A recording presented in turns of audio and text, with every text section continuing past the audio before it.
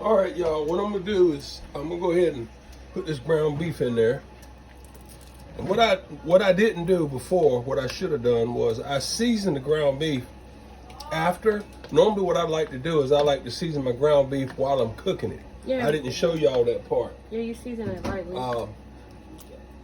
So I pour this in, and the reason I do it this way is because I only have one colander.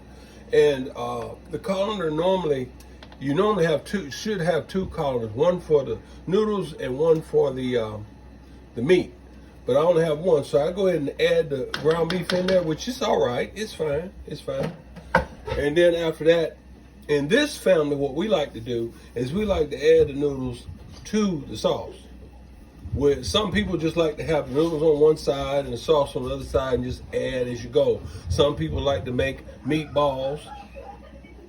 Me personally, I like to do it that way. I like to add the sauce and the spaghetti together, the noodles together. That is, to me, it tastes better to me. All right, what we got going on here is we got the water boiling.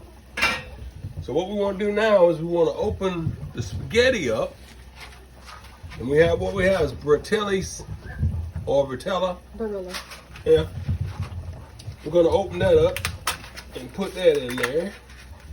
What I like to do is get a little bit out at a time and break it in half. Some people like to put the whole thing in there. Me personally, I like to break it up and put it half in there and take it and layer it in there. That way you don't have to worry about it sticking together. It has a chance to boil separate. So what we got here is I keep on doing this until I use the whole box. And this right here, y'all, is 2.5 pounds of, or 1 pound of noodles. Some people use 2 pounds. I just use this amount because that's more than enough what we need to do it for. Every now and then I add maybe another half a box of this to my spaghetti. That depends on how I'm feeling. And if my wife says she wants more noodles.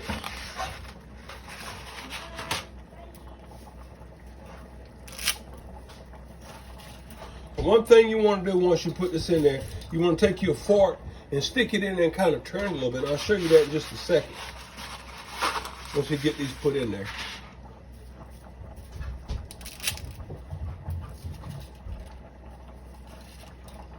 And what that fork does when you do that, it unloosens the noodles when you put them in there, so you don't have the noodles stuck together and stuff. And that kills that. So, that was the wrong word. I didn't mean to say kill, y'all. I meant to say, and that does that. So I'm gonna put this in here and I'm gonna take it and stick it in there and I'm gonna twist it as I put it in there. And what happens is the noodles get in between the forks there, the prongs, and it twists with it as I twist my wrist with it, and that keeps the spaghetti from sticking together. Instead of just sticking it under and trying to flip it over, I do it this way. And what I normally do is I like my can't talk here. I let my noodles cook for about maybe 7 minutes, 7 or 8, 9 minutes or somewhere in there. And what that does is it doesn't let the noodles cook all the way done like mushy. When you take them out, it's still got a little firmness to them. And then what I like to do is once I finish taking them off the heat, I put them back in the colander again and I run cold water on it. And what that does, that stops the process cooking of the noodles. Because everybody knows that pasta still continues to cook even though you take it off the heat. So I run cold water on it to stop the cooking process. And what that does is that allows when you put it in the pot with the sauce, you have firm spaghetti instead of mushy spaghetti. And it tastes oh so good, y'all. So we're gonna let this boil for a little while here.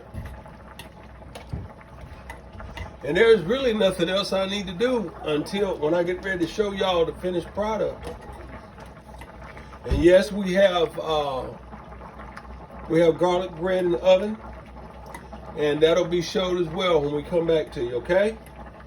We'll talk to y'all a little bit.